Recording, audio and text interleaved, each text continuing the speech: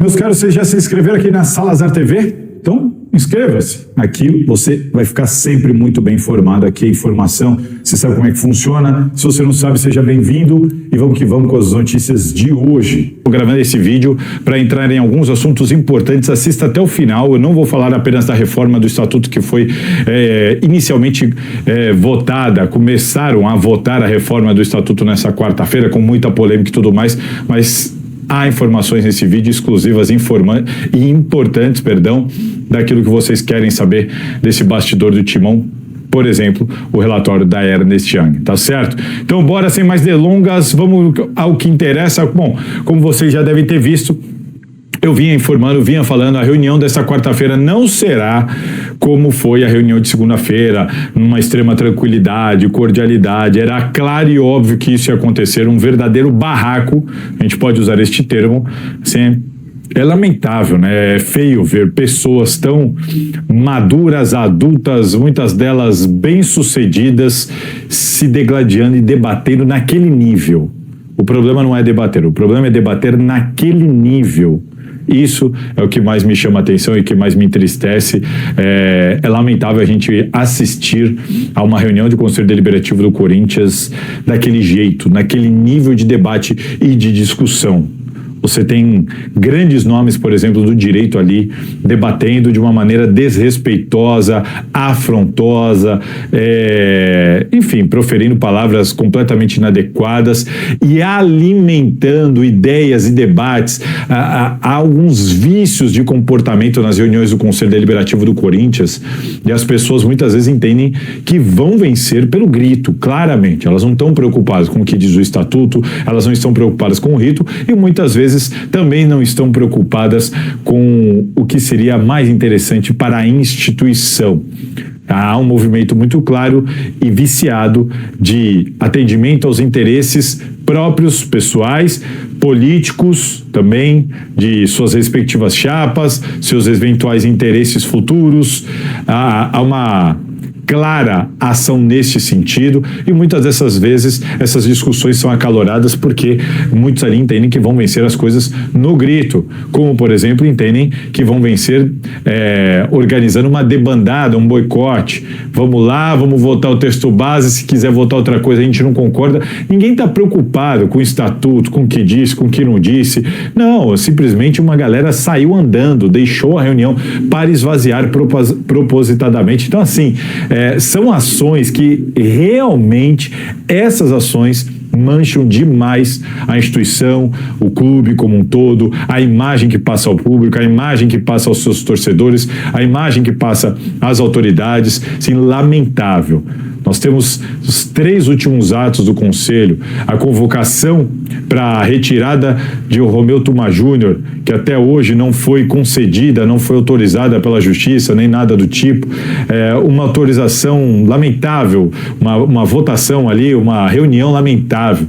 E aconteceu do jeito que aconteceu. Depois a aprovação das contas com números de 2026 que foram inseridos em 2025, em tese para o bem do clube, porque para o bem do clube, a parte financeira, na imagem, para não ter um segundo impeachment, os caras simplesmente autorizaram números de 26 entrarem em 2025 e a votação pela maneira como ela aconteceu.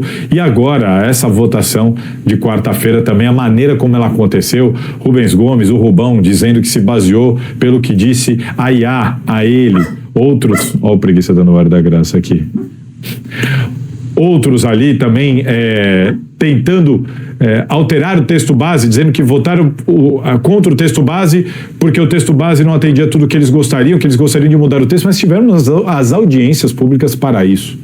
Muitos dos que estavam lá reclamando não apareceram em nenhuma audiência pública. Muitos dos que estavam lá não apareceram em nenhuma audiência pública. Então, assim, é lamentável a maneira como fizeram. Claramente, de novo, 82-10, Renovação e Transparência, Movimento Corinthians Grande e Vitalícios votando juntos mais uma vez. Dessa vez, a ideia foi, de fato, derrubar o texto base, sob o entendimento que o texto base derrubaria todos os outros destaques. Leonardo Pantaleão colocou isso em votação. Aí eles não queriam votar, não queriam decidir. Alexandre Usni foi lá e gritou e xingou e falou falou um monte, ao Leonardo Pantaleão, que registrou tudo em ata. Os Gaviões da Fiel também precisaram ser contidos pelo presidente do conselho, porque também começaram a intimidar, principalmente os conselheiros vitalícios, estavam lá para acompanhar, mas também não podiam fazer isso. Mas era óbvio que também isso iria acontecer, né? Era óbvio. E dessa maneira ficou entendido que o texto base foi reprovado. Muitas coisas interessantes nesse texto base que, infelizmente, agora não vai mais para frente. E segunda-feira a reunião deve começar com os outros 13 destaques para serem votados, que devem ser votados. O fiel torcedor entrou para fazer parte, a partir da eleição de 2026, aqueles que estão adimplentes há pelo menos 4 anos. Mas o que fica disso? O que fica disso é que Leonardo Pantaleão deixou muito claro que, no entendimento dele, só deve ir à Assembleia Geral aquilo que for decidido no Conselho Deliberativo. Há outras alas, como por exemplo o Romeu Thoma Júnior, que entende o contrário. E o grande problema é que o Estatuto não deixa isso expresso. Ele dá margem para essas interpretações. O Estatuto diz que o Conselho precisa aprovar a necessidade de reforma. Isso foi feito lá atrás. E depois diz que a reforma precisa passar pela Assembleia Geral. No Estatuto não diz que o que for decidido no Conselho, o Estatuto não diz nem que tem que passar pelo Conselho antes de ir para a Assembleia. Depois ele também não diz que o que for decidido no Conselho tem que ir para a Assembleia. Ou na Assembleia pode ir tudo, todas as opções de votos. Vou dar um exemplo aqui. Ontem eles decidiram que o fiel torcedor vai ter direito a voto a partir desta eleição de 2026. Se isto for para a Assembleia Geral, aprovo ou desaprovo, concordo ou discordo. Agora, se não for desse jeito, se não for o que os conselheiros decidiram, se for enviado para a Assembleia completamente todas as opções, aí é o que eu falei. Essa votação no Conselho, ela é meramente simbólica, e lá na Assembleia, eles teriam, por exemplo, na questão do fiel torcedor, as opções de colocar o fiel torcedor para votar a partir dessa eleição, a partir da próxima, ou retirá-los, que foram as opções que foram dadas aos conselheiros nessa reunião. Isso não está claro, e como há divergência de interpretações, eu acredito que o Leonardo Pantaleão vai colocar isso em plenário para ser decidido o que será levado para a Assembleia Geral. Ou ele vai assumir para ele e mandar o entendimento dele como presidente do Conselho Deliberativo para a Assembleia Geral. Mas, de fato, o Estatuto deixa uma brecha gigantesca, porque ele não diz nenhuma coisa nem outra, e há uma divergência muito grande do que será levado para a Assembleia Geral. O ponto é, os outros 13 destaques, além deste do fiel torcedor, serão votados no Conselho. A gente ainda não sabe nem o que será levado para a Assembleia. Agora, o texto base, ele foi reprovado. Ou manda também o texto base para ele ser avaliado na Assembleia, ou então o texto base nem vai para a Assembleia. Agora, se o texto base for, vai ter que abrir todas as opções de fiel torcedor novamente para os sócios votarem. Percebe a sinuca de bico? Percebe o tamanho do problema? E o pior, ninguém aparentemente disposto, não vou falar ninguém, mas a maioria ali não estão aparentemente dispostos a realmente atender os interesses do Corinthians e a resolver o problema. Eles estão preocupados. Eu vou inclusive falar uma coisa aqui. Eu tive informações de pessoas que são aliadas ao André Sanches, que estão votando de acordo com o que querem boa parte ali dos conselheiros, pensando lá na Assembleia não, na reunião do Conselho. Eu sou o Samir Carvalho, jornalista há 20 anos. Deixa o like, inscreva-se no canal, ative as notificações e aquele convite diário. Vem tomar um café comigo. Cara, o salário do Victor Sá é 1 milhão. Esquece, eu não traria. Eu critiquei, hein, o salário do Vitinho. No dia da contratação eu falei que era loucura. Então, assim, eu acho que a gente tem que ter uma coerência. Se não for renovar com o Memphis por 1,5 milhão, o patrocinador tá pagando metade. Aí o amigo aí que eu tava discutindo, aí ele vai ter razão. Presta atenção no que eu vou falar. O Devino falou, o Victor Sá é bom, mas não vale 1 milhão. Tá? Preste atenção. Eu acho que a gente tem que ter um pouco de coerência. Se o patrocinador pagar metade do salário do Memphis, vamos supor que a gente tem que pagar entre 2 e 3 milhões. O Corinthians não quer pagar 2 milhões para o Memphis ou 1,5 milhão para o Memphis. Aí traz o Victor Sá por 1 milhão. Aí não dá, né? Aí é incoerente. Porque já não dá para ter pagado 1 milhão para o Vitinho. Nem o Caio César vale 1 milhão, mas o Caio César eu ainda entendo. Mais jovem, né? O time dele lá é um time rico, forte, o Al Hilal.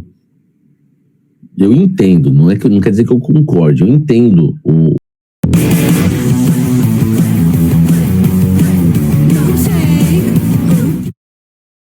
Descubra quanto você pode ganhar vendendo seu carro na OLX. Venda mais rápido do que você imagina.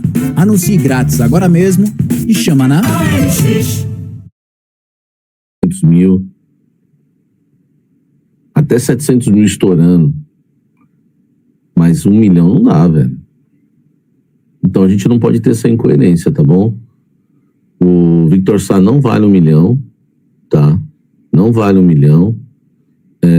O Zeballos foi oferecido ao Corinthians, amigo? Não sei. Tá, não sei. Não me chegou essa informação, tá? O Victor Sá quase não machuca, o físico é bom. Eu já vi que o Devino Silva aí gosta do Victor Sá. Mas enfim, cara. Samir, confirma pra nós a informação do Nicolas, né? O Nicola, ele afirmou que o Corinthians está acertando com o Lucas, que jogou o Super Mundial pelo Mamelodi. O Lucas... Cara, eu não recebi essa informação também, tá? Gente, deixa o like aí, like. Como é que chama esse Lucas mesmo aí? Alguém tweetou isso aí, né, gente? É difícil também, entendeu? Eu não tenho essa informação, tá? Não tenho. Acho que é Lucas Ribeiro, né? Alguém cravou isso aí. Eu não tenho essa informação, tá bom, gente? Não tenho. Tá? Não tenho essa informação. Espero que quem cravou esteja certo. Tá bom?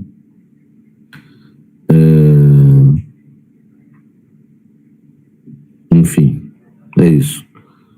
Eu não tenho essa informação, tá?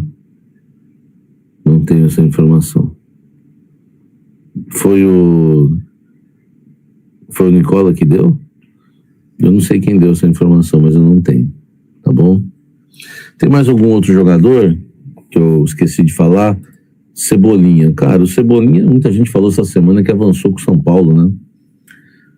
Cara, o Cebolinha vai ser um jogador difícil da gente contratar. Um jogador de 1,5 milhão por mês, eu acho que vale. Eu pagaria 1,5 milhão por mês pro Cebolinha. Se você pensar que a gente paga 1 milhão no Alan, 1 milhão pro Caio César, 1 milhão pro Vitinho, o Cebolinha vale muito 1,5 milhão. Né? Eu arriscaria 1,5 milhão no Cebolinha. Mas é o seguinte, cara, o Cebolinha ganha 1,5 milhão no Flamengo, ele não tá bem lá. Então ele tem que ganhar menos. Se 1,5 milhão no Flamengo ele não tá bem, ele tem que agora pedir 1 milhão, 1,2 milhão no máximo. Mas enfim, eu acho que a gente vai ter dificuldades porque o Flamengo, o contrato dele termina só no final do ano, e para conseguir a liberação dele no meio do ano, né, o Corinthians vai ter que pagar alguma coisa pro Flamengo. O Corinthians não vai pagar nada. E se alguém pagar, vai ficar com o jogador. Tem o Grêmio que sempre quis o Cebolinha de volta, o São Paulo, enfim. O Cebolinha é um cara que eu contrataria. Tá? É um cara que eu contrataria. E o que mais me agrada no Cebolinha é o fato dele ter criticado o atacante do Palmeiras, né? O Cebolinha. Isso aí me agrada muito, já chegaria com moral, né? Vocês viram, né? Que ele falou, o atacante do Palmeiras é flaco. O Cebolinha falou, meteu no meio. É flaco. Mano, mandou no meio, Cebola, gostei. Entendeu? Piada ridícula, né, velho?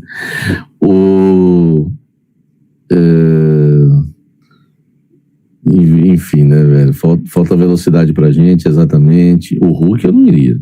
Para. Verde não joga no Corinthians. Hulk não. Verde não joga no Corinthians, tá? Esquece. Enfim, então é isso, né, gente? 1 hora de programa aí. Muito obrigado pelo carinho de vocês. O Ezequiel Sebajos, né? Sebajos, eu não tenho informação. O Nicola falou que você é gente boa. Eu gosto do Nicola também. Gente boa, né? Esse nível de humor do Samir na sexta-noite, tá? E salve nação corintiana. Hoje tem jogo do Corinthians, né? Tem mãe, cara, o Mirassol. Tem também coisas acontecendo aí em relação a Assembleia Geral, reforma do Estatuto, muita coisa aí rolando nos bastidores. Mas a princípio, né, o que a gente pode confirmar aqui é que aparentemente, por algum motivo, o elenco do Timão não está mais, desde que o Diniz chegou, pelo menos, né, oscilando tanto de acordo com a política interna, né. Porque tem treta rolando, né, tem divergências, tem chapas aí tentando sabotar uma outra, tem gente aí tentando barrar a reforma, o Rubão aí dizendo que jogou no chat GPT para descobrir se estava ou não, enfim, se havia ou não incoerência, né, falou que tinha mais de 80, porque a IA confirmou.